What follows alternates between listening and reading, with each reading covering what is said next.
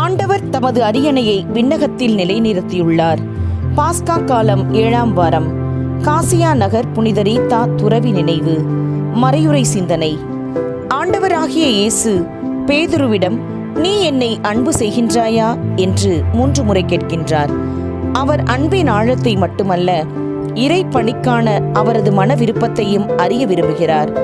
நம்முடைய பிழைகளை கடந்து ஆண்டவர் மீண்டும் மீண்டும் அழைக்கிறார் என்பதே இந்த நிகழ்வின் அர்த்தம்.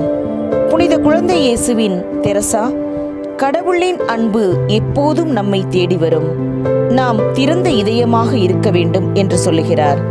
நம் அன்பை வார்த்தையால் மட்டுமல்ல, தினசரி வாழ்க்கையால் வெளிப்படுத்த வேண்டும். ஆண்டவரின் அருள் நம்முள் செயல்படும் போது நம் பயங்கள் குறைந்து நம் மனம் உறுதியடையும். அன்பும் அருளும் இணையும் இடமே உண்மையான இறை அழைத்தலின் தொடக்கமாகும்.